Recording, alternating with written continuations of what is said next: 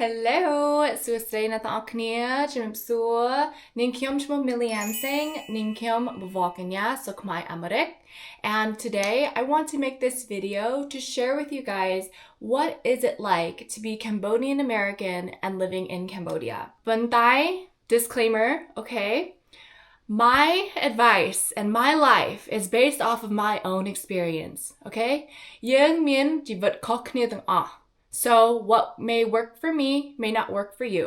What happened to me may not happen to you, right? We're all gonna live a different life completely. So all I can do is just share with you my own experience. You take what resonates, okay? And then you go from there. This video is going to be more about what it's like to live there, the logistics behind it, things like that. And then the next video, we can talk about friendships and dating. We could talk about all the other things. I want to see, like, in the comments, you guys, what kinds of questions do you have? What kind of questions do you have about living in Cambodia as a Cambodian American or a Cambodian abroad? They call us Anakachun. In 2017, that was the first time I went to Cambodia without my parents. I went as Miss Cambodian American, and I went with my managers. And I saw a completely different side to Cambodia than I could ever imagine. Because this time I came as a celebrity. And not just any celebrity, a pageant queen, a beauty queen, right? And Cambodia has never seen a beauty queen before. In 2017, that was the introduction to Miss Cambodia America and Miss Global, which was the first international pageant to come to Cambodia. Now, there was a lot of scandal that happened during this time, okay, but we will not get into it in this video. There was a lot of trafficking, okay, but that's for another video. So then I went back again a few times with my ex-husband for vacation, and I finally moved there with my ex-husband and with my kids in 2023. And this time when I moved, I was just a normal person, right? I sold everything in America to go live in Cambodia with my family to start a new life. Because we were sick and tired of always being overworked and underpaid. We had 3 businesses during that time and we were exhausted. We were literally just paying the daycare to take care of our children. And then we weren't able to see each other. We were overworked. We were like, you know what? We don't want to live this life anymore. Let's just sell everything. Let's go to Cambodia and let's start something new. So that's what we did. That's how I ended up in Cambodia, okay, you guys? And since then, so many things has happened to me that many of you guys, if you've been following me, you know I got scammed and I lost $125,000 trying to buy a house. Get Mauk Nyom. And I got divorced, okay? We weren't legally married, technically. We just did the ceremony, so I didn't have to do any paperwork or anything, but I got divorced. I separated from my husband, and I became a superstar, like literally overnight, and it was the best experience I ever, because I joined Miss Universe Cambodia. I was in top 5 in 2024, and it literally changed my life because that was my guiding light after my divorce. And so living as an international model in Cambodia, I have so many different stories to tell you guys there too, but that's what I was doing as my career. And I'm gonna tell you, after the divorce, I had nothing, you guys. No house, no car, I had no job, nothing, absolutely nothing. So when I started to become a model and I started to become this beauty queen, it opened the door for opportunity for me. Okay. And that was what I was living off of to survive. Because again, I had nothing in America. I sold everything to come to Cambodia. Okay, so we're all caught up now, right? We're all caught up with the story. So then why and when did I go back to America? I came back to America in December 2025. Not because I did not like my life in Cambodia. You know, I loved it and I appreciate it. And I have so many great memories while I'm there. And if I did stay there, it would continue to grow. But I felt like I wanted to stabilize myself. I hadn't been home for almost 10 years, you know? Like, after getting divorced, I didn't go home. And I really wanted to come home. I wanted to start over. I wanted to take control of my life, take responsibility, and become independent again. And that's why I came back to America. Because I felt like the systems that we have put in place in America are set up for us to become successful if you're following the right system. And also, the systems that we have over here, the opportunities that we have over here are way better than what is offered in Cambodia. And I thought about this because I was comparing myself as a model, right? As a beauty queen. And I'm trying to look at the trajectory of where my life is going to go. So then I asked myself, who is the most successful beauty queen or who is the most successful model in Cambodia right now? Okay, so I thought about who it is in my head. And then I thought, do I want my life to be like hers? And again, everybody is different, right? So you have to ask yourself those questions. Is the path that I'm on, where I want to go, this girl is 10 years ahead of me. Do I want my life to be like hers or similar to hers? And even though she's making a lot of money, she's super successful. She has all these followers, right? And all these brand deals, left and right, always working. Does she look happy?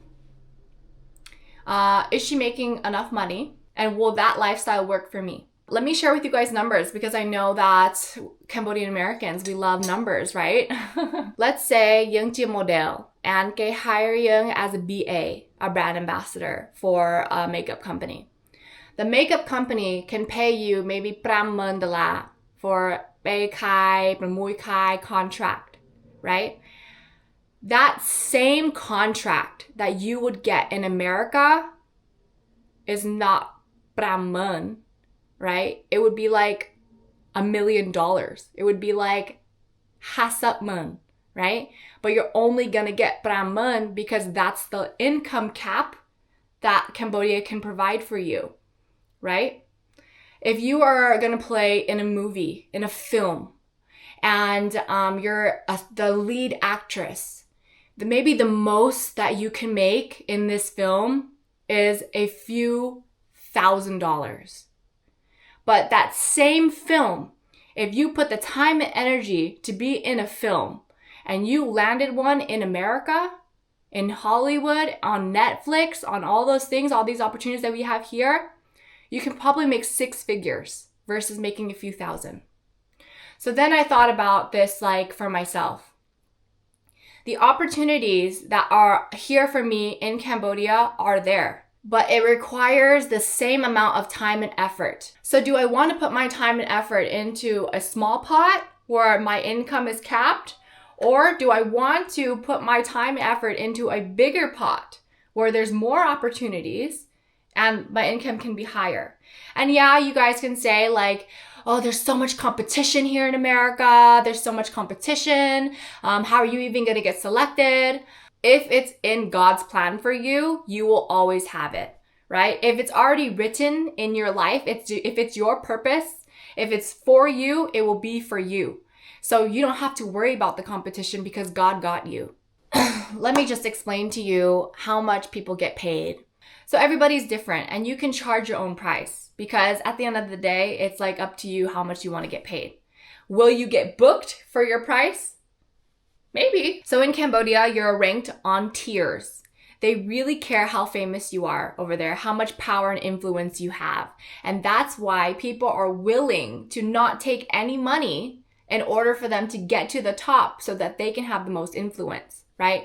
They're willing to do things for free or for an exchange because they just want to get more followers, they want more exposure, things like that. So you can already see in this scenario, right, a lot of exploitation of models because these models are chasing after a dream and the businesses know they can just pay them dirt cheap, right? Because they want to be famous. And so they're going to go off of that exploitation. Models can get paid $0 for working all day. Or if they charge, maybe they'll get $50, right? As like oh, here you go. It's for gas money and it's for your time. It's not even for your time. It's probably just like to drive there and just whatever. $50. As we get higher into the field, right? You have some influence. You're an influencer. You have some followers, whatever it is. You can get paid from a range of like 100 to 250, right? As like that day's shoot. And that's really good. Like that's a blessing, okay? If you're super famous, like you're ultra famous, right? But you're not like top tier yet. You're like just pretty well known. Let's give it a number. Let's say like 100,000 followers, right? You probably could get paid $500 for that day's shoot, right? Or for your work. And then if you have million followers, of course, you can get paid into the thousands, right? So it depends on how much following you have is the amount that they're going to pay you, or how well known you are. So for me being Cambodian American, and for me being so different, so unique, and I know that I'm beautiful. I know that I have talent. I know that I am like plight. It means different, unique looking, right? If I stayed in Cambodia, right, and I kept working in this industry, I kept putting myself out there, I kept trying, then I could probably be up at the top, because when I came in the industry, it was a boom. They love Cambodian Americans because they love the way that we talk. That's a beautiful skill that we have, okay? We can talk really well because it's like it reminds them of Hollywood. But then I just thought to myself, you know, do I want to pour in all of my time and effort to be famous in Cambodia and to make the max $50,000? And I say this, you guys, because I'm American. So I know how much money we can be making over here. I keep comparing, right? I keep comparing that amount of money to the amount of money in Cambodia. And for me, the amount of time and effort that I can put into living in Cambodia, I can put into being a Hollywood superstar, right? And maybe I'll make it, maybe I won't. But that same time and effort will repay me back tenfold. Okay, so enough about me. Now it's time to talk about you guys. Let's talk about like a normal job, right? Hotel receptionist. This is the best example. A hotel receptionist in Cambodia, Siem Reap, right? Siem Reap, you can most likely get paid $250 a month. And you will have to work 12 hours, maybe 8 hours a day. And you only get 2 days off of the month, okay? Maybe you'll get 4 if the company is nice. But expect that, $250. That's what Cambodian people are surviving off of. Can you live off of $250? Can you work every day for 8 to 12 hours a day with 2 days off a month? I don't think so. If you're thinking that you need to quit your job in America and you will find a job in Cambodia, people will hire you because you have a bachelor's degree or whatever. I'm gonna be real with you guys. The most that you can make is probably $1,000 a month, okay? Are you going to be able to live off of $1,000 a month? I honestly don't think so. I honestly don't think so, because you have a certain lifestyle that you're used to here in America already. And if you go to Cambodia, that same lifestyle, yes, it will be less, but $1,000 is not going to cover it. So here's my advice for you. I would recommend you finding an online job and just working in Cambodia. Right? So the hours are going to be different, right? Maybe you're going to have to work during the nighttime of Cambodia, but at least you will have less cost of living. Other advice I could give you is if you own your house, you can put your house for rent, and then you can use that rental income to live in Cambodia. If you have passive income coming in from America somehow, that's great. You can go ahead and go live in Cambodia. But if you're planning to like quit your job to get a job over there, I don't recommend it. So now the question is, how much do you really need to live in Cambodia? How much do you really need to live a good, comfortable life? Like not too fancy and crazy, but of course not too like you're struggling. I'll give you guys 2 options, a family of 4 and then a single person. As a single person, you have no responsibilities, right? It's just you. You just need to take care of yourself. It depends on what kind of lifestyle that you want. You can rent a room, or you can rent a studio, an apartment, a condo for $200 all the way to $2,000, right? There's options for you. So you just pick the option that you want. So let's just say comfortably, like as a Cambodian American, what you're used to, the equivalent would be probably around $400 to $500 a month for your rent. And then maybe utilities and Wi-Fi, whatever, your cell phone, things like that. It would be like, let's just add another $100. Okay, so let's just say $600 for your rent and utilities. And then we have to talk about how are you going to get around, right? What is your mode of transportation? You can drive a motorcycle, you can drive a car, you can take tuk-tuks everywhere and walk, or you can hire a driver. So which of the 4 suits you best? If you want a motorcycle, you can rent the motorcycle for maybe like $100 to $200 a month, okay? And gas is only $2, you guys, to like pump a full tank of gas. But you're gonna have to learn how to drive a motorcycle. It's like a moped, you know, it's like a moped. You're gonna have to learn how to drive that. I don't know how to drive it. I still don't till this day, but maybe you guys will have better luck than me. You can drive a car. You can rent a car for like $300, $400 a month, maybe, or you can just buy a car. And cars there are pretty cheap because they have Chinese cars, they have, they do have Fords and stuff too, but there are so many options for you guys. And cars can range, but it's about like $25,000, $30,000 for the Chinese cars, okay? You're gonna have to learn how to drive though in Cambodia and get your driver's license, right? So are you able to do that? Can you do that? There's motorcycles literally everywhere. You can take tuk-tuks or taxis everywhere. This is like really easy because they have apps like Uber, and a ride is minimum 75 cents. Okay, like that's the minimum spend.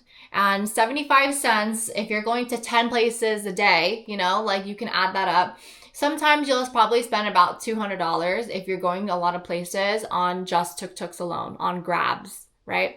And I would recommend you downloading the app called Grab, because Grab already has a price set in stone. You don't have to negotiate with any tuk-tuk drivers. You don't have to worry about getting cheated because it's just like Uber. You literally have the price set for you already. And then the very last option for the bougie people out there is you can hire a driver. So a driver's salary is around $200 to $300 a month, and you have to have the car for them. Maybe you can like have a driver that already has a car and then just hire that, but that's the range. I just want you guys to know it's about right now, as I know it, it's about $200 to $300 a month, okay? Expenses, we have transportation expenses. So that's almost, let's say we said it's $200 to $300, right, you guys? Plus the $600 for living, that's already $900. $900 is pretty good, you know, compared to America so far, because when you have a car payment alone, it's already $500 plus insurance, right? So that's already your $900 right there. Or if you're renting a house, you're renting a house for $2,000. So $900 for living and transportation is pretty good. Let's go on to the other necessity, which is food. Okay, food, there's so many different options for food. You can be bougie and you can go into restaurants only. You can be like local and go into the street markets and eat street food. It really ranges. You can get food as cheap as 50 cents, okay? And you can spend on omakase, which is like hundreds of dollars per person. So the food thing, it like adds up though. So you guys gonna have to like really do your own budgeting and do your own due diligence. Buying food on the street is so much cheaper than like cooking it yourself. Okay. And I could be wrong because maybe I'm not a cook. Like I don't cook food. But when I went to the grocery store, it costs the same price to buy all the groceries as it does like over here. Oh, that's a great thing to mention. So there's two different options that you can do when you're shopping for food. Number one, you can go into the mart, which is like Angkor Market, Lucky Market, things like that, and you can get groceries there. This is where you can get all the nice food, okay? Everything's packaged nicely, everything's like, for the most part, should be cleaned, you know, all those things. Or you can go into the Cambodian market, the local market, and get food a lot cheaper, okay? But I'm already just warn you guys right now that there's going to be a lot of people there, and it's not going to be as clean and nice. There's going to be flies on the meat, and if that's okay for you, that's okay for you, because people live like that, and it's okay for them. So it's really up to you, but the cost of those foods over there is a lot cheaper. So I would say as a single person, right, to live a pretty decent life, like not super crazy where you're balling out all the time, but not like super like low, equivalent to probably what you're living in America, as a decent like life, like a good life, you can probably get away with $1,500 to $2,000 a month. And this is including maybe you want to go on vacations, maybe you want to go travel somewhere, maybe you want to go buy some clothes or some things. For me though, I cannot live on $2,000 a month. because as a model, it's insane, you guys. It's insane the amount of pressure and amount of expenses you need to like have as a model. Because if you repeat the same outfit in Cambodia as a celebrity, people will remember. People will remember what you wore 3 years ago, which is insane to me, you know, and they'll talk about it. So if you don't care about gossip culture, by all means, it's fine. Like, I didn't really care, but I was shocked at the importance of this, that people really look down on you for repeating your outfits. And so that means you have to go every event that you go to, you have to get an outfit made. Let's say that's $200 to get your outfit made, right? And then you have to do hair and makeup. Hair and makeup is at least $150, right? For the team to come over and do your makeup. That itself already, right? With just preparing yourself and all the things, that's what? $350 just for an event? And what if at that event you don't even get paid? Or let's say you only get paid $200. Do you guys see what I'm trying to say? Like, as a model, it's so hard to live showing off this image or having a certain image that you need to obtain, right? And then just not having the money or the funds to do it, and also not getting paid the reasonable amount to do it as well. For a family of 4, let's say your kids are in school, you have to pay money for the kids to go to school. You cannot put them in a normal education system. They have it, but they don't speak English, right? So your kids are not going to know what's going on, and the quality of education is not so good either. So you're going to have to pay to put them in school. A tuition for a very fancy school, right? A very high-end school for a child could be up to like $20,000 a year tuition, right? This is like, they're going to college, but they're not. They're going to elementary school. They're going to middle school.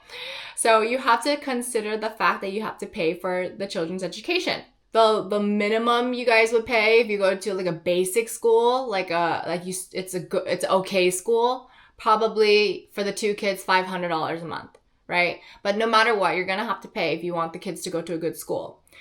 So let's consider that. Let's put $800 for kids' school, okay? Right in the middle. And then let's say that you want to live in a 3-bedroom condo or something, right? A 3-bedroom house.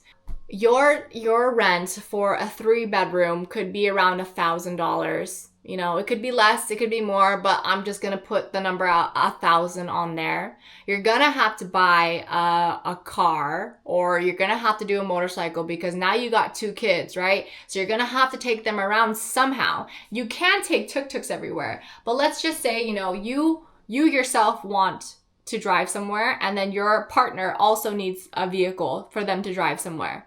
So let's say that's like $500 for transportation. So where are we at now, you guys? $1,500 plus $800 is $2,300. Okay. And then, you know, you have kids. So the kids want to do activities. They want to have fun every single month, right? You can find cheap ways to have fun, but what if you do want to travel? What if you want to do something? So let's just say that you have a budget of $300. That's $2,600. Okay, that's $2,600 so far, and then food, $500 for food. $2,600 plus $500, that's $3,100, so $3,000. Okay, family of 4, $3,000 for a comfortable life, not balling out, you know, not balling out super crazy, but not like down here either, like kind of in the middle. $3,000 with only $2,000 a month. If you can, but I wasn't making over $2,000 a month as a international model. I wasn't. And that's the truth. Also, you know, I was living in Siem Reap, and everything that was happening was in Phnom Penh. So this was by choice, right? I chose to live in Siem Reap, so I didn't have as much opportunities, and I had to pay to travel. So like taking a bus from Siem Reap to Phnom Penh would be like $15 for the night bus, right? One way. And then you have to pay $15 to go back. If you rent a minivan or a private car, maybe it's $30, maybe it's $70, right? With the mao. And yeah, you just have to add up all those expenses. I got an offer to walk at a fashion show at Chipmunk Mall, and it was very exclusive. Like, you could work with all the name brands like Calvin Klein and all the things, but I had to travel, and they were only gonna pay $15 with like some store credit for some clothes, right, at this fashion event.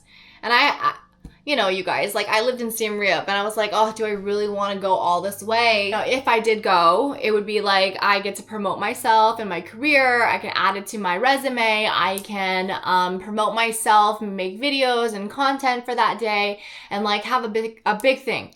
But it's only $15, and plus, you know, store credit for clothes. So is that worth me driving all the way from Siem Reap to Phnom Penh, having to get a hotel that they're not going to cover, right? And having to get an assistant for the day? You don't have to have an assistant, but I was at the level where I needed an assistant to like help record me and stuff like that. Yeah, so did I want to do that? I didn't. So I politely declined, and then I ended up doing a fashion show with my catwalk trainer in Siem Reap that weekend anyways. But yeah, you guys, like, it's not all rainbows and sunshines. That I gotta tell you that right now, because money is very important to have. You know, money cannot buy happiness is what everybody says, but the more money you have, the happier you'll be, because you can experience your life more, right? So if you think that moving all the way to Cambodia to live a good life because you're not so stressed about money anymore, since you're living off of less, the cost of living is cheaper, then I think that you should do it. You should definitely go over there to experience life in Cambodia. Take the year to go try that. Like, see if it works for you. Because if you don't try, you'll never know. If it doesn't work out, you can always move back home. So that was a lot of talking already, and I don't even think I got to half of what I want to tell you guys about. I know a lot of people are wondering, you know, what is it like living there amongst all the Cambodian people? Get ready to get laughed at if you can't speak Khmer. Project things onto you. You have to be able to put up boundaries. And that's something, as a people pleaser, Americans and Australians are the easiest to manipulate and the easiest to take advantage of, because we are so